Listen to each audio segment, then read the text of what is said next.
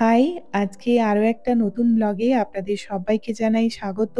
আজ অনেকদিন বাদে চলে আসলাম আবারও একটা নতুন ব্লগ নিয়ে। আশা করি আপনারা সবাই খুব ভালো আছেন ও সুস্থ আছেন। আজকে দিনটা ছিল রবিবার। আর আজকে একবারে দেখতে পাচ্ছেন সূর্যটা কেমন সুন্দর হয়ে বেরিয়েছে আর পুরো আকাশটা নীল। একদম পরিষ্কার। তবে ওয়েদারটা কিন্তু ভালো হলেও ঠান্ডাটা কিন্তু বেশ ভালোই আছে। তো ঠান্ডাটা এখন এই সপ্তাহ থেকেই এই মাইনাস হতে শুরু করবে। মানে এই মানডে, টুইসডে মানে এই সপ্তাহটা থেকেই মাইনাস হচ্ছে। না হলে তার আগে তো পুরো প্লাসই ছিল আর বলতে গেলে গরমই ছিল। মানে পুরো নভেম্বরে বরফ চলে আসে কিন্তু নভেম্বরে বরফের তো দেখা নেই। আর তার সঙ্গে, সঙ্গে কখনো গরম পড়ছে, কখনো বৃষ্টি হচ্ছে, কখনো মেঘ করছে মানে ওয়েদারের কোনো ঠিক ছিল না। তো যাই হোক এখন মোটামুটি নরমাল ওয়েদারেই চলে এসেছে। তো এখন সামনে আর পরের সপ্তাহ থেকেই দেখাচ্ছে তো বরফ চলে আসবে। মানে বরফ আসতে, আসতে এবারে প্রায় ডিসেম্বরই হয়ে গেল বলতে পারেন। তো যাই হোক তো বরফ আসবে দেখেই তাই ভাবলাম যাই দোকানে কিছু বাজার হাট বাড়ির জন্য নিয়ে আসি। তাই দোকানে আসার জন্য এই দূরের দোকানটায় এসছিলাম। তো এখন আমি এটা নিচ্ছি যেটা দেখতে পাচ্ছেন এটা হচ্ছে কাবুলি ছোলা আর গোটা ছোলা এগুলো। তাই ভাবলাম এটা নিয়ে যাই দেখি কেমন হয় খেতে। আর এই দোকানটাতে তো আসলেই আপনাদের দেখাই। তো এখানে বাজার দেখেই না মানে মনটা ভালো হয়ে যায়। আর এবারে দেখছি দেখুন নতুন এই আখ নিয়ে এসছে। এখানে যেমন কেটেও বিক্রি করছে আর দাঁড়ান ওই দিকটা দেখাই। ওই দিকটায় আবার দেখছি গোটা, গোটা আখও বিক্রি চলছে। একটা লাল আছে আর একটা সাদা আছে। তো তারপর আর আপনাদের আরো একটা ইন্টারেস্টিং জিনিস দেখাই। দেখুন এই কটা লেবু পাতা এর দাম নাকি $10।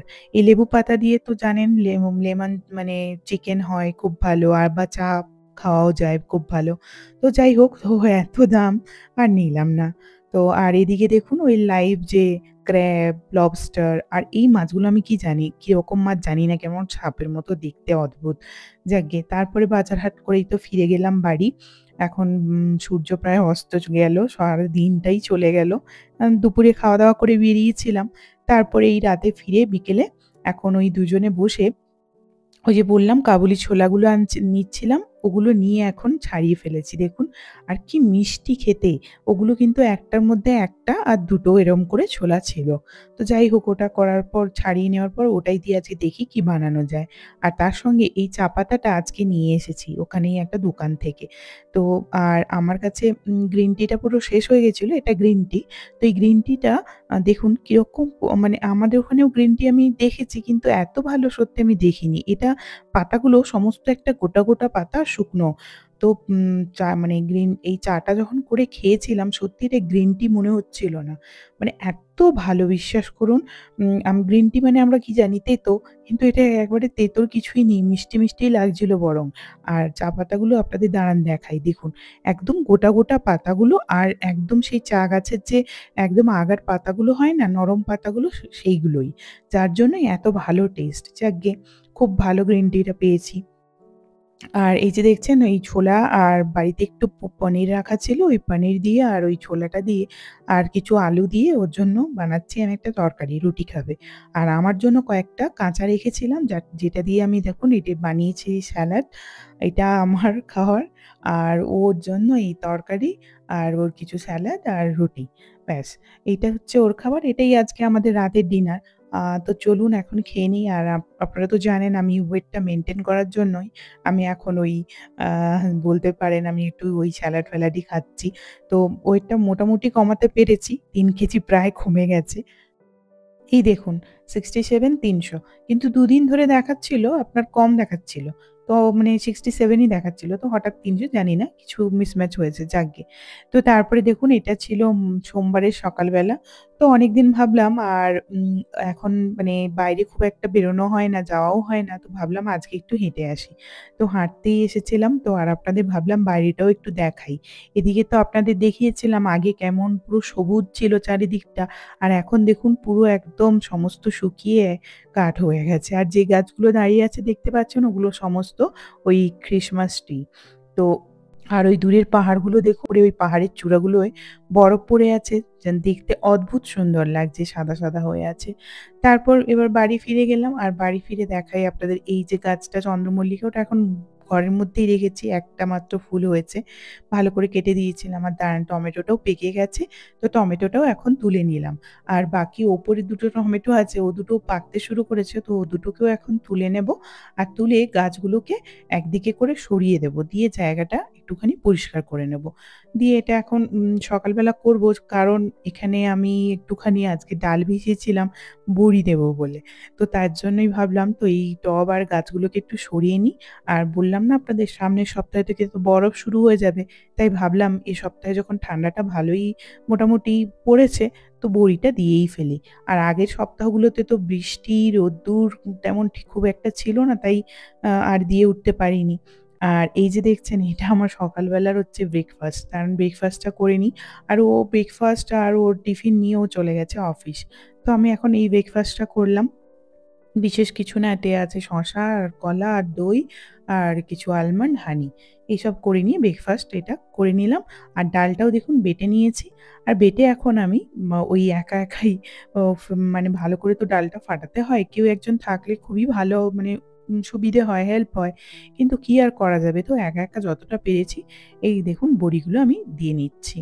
আর কি বলুন তো, এই বড়ি দিচ্ছি তো খুবই ভালো, কিন্তু রোদ্দুরটা থাকলে খুবই ভালো হয়। আর রোদ্দুর যদি না থাকে তখন যে কি অবস্থা হয় এই বড়িগুলো শুকোতে, তখন না বড়িটা একটু শক্তই হয়। যত ভালো রোদ্দুর পাবে তত ভালো হবে। আর দেখা যাক, এটাই এবছরে ফার্স্ট টাইম দিচ্ছি। আগের বছরে যে যতগুলো দিয়েছিলাম সেগুলো সমস্ত শেষ হয়ে গেছে। আর তাই ভাবলাম এবছরে এগুলো দিই, এবছরের মতো আবার দিয়ে নিচ্ছি। তবে একবারে হবে না, আরেকবার দেখি কোনো সময় ওয়েদার দেখে তখন আবার একবার দিয়ে নেব। তো এই শীতকালেই খুব রোদ্দুরটা ভালো আসে। মানে আমার একদম বাড়ির ভেতর অব্দি রোদ্দুর আসে। দেখিয়েছি আপনাদের। আর বারান্দায়, পুরো বারান্দা পর্যন্ত তো রোদ্দুর থাকে। মানে যতক্ষণ আকাশে সূর্য থাকে ততক্ষণ রোদ্দুর থাকে। তো যার জন্যই বড়ি দিতে আরো অনেক সুবিধে হয় আমার। তো যার জন্যই দেওয়া। কিছু এই নকশা বড়ি দেবো আর তারপরে কিছু দেবো আপনার ওই বড় বড়ি।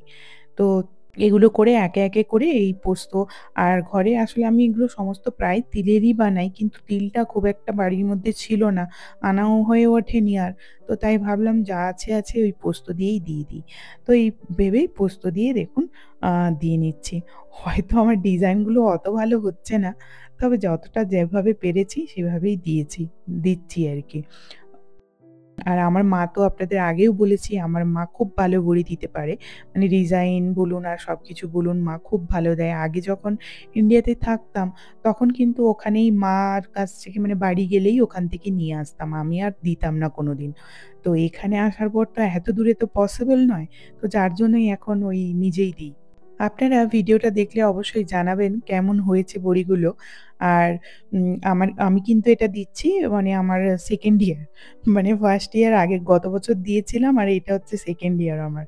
তো 1st ইয়ারে খুব একটা ভালো ডিজাইন করতে পারিনি। কিন্তু এবছর দেখছি ডিজাইনগুলো নিজেই বলছি। মানে মোটামুটি আগের বছরের থেকে অনেক ভালো দিচ্ছি।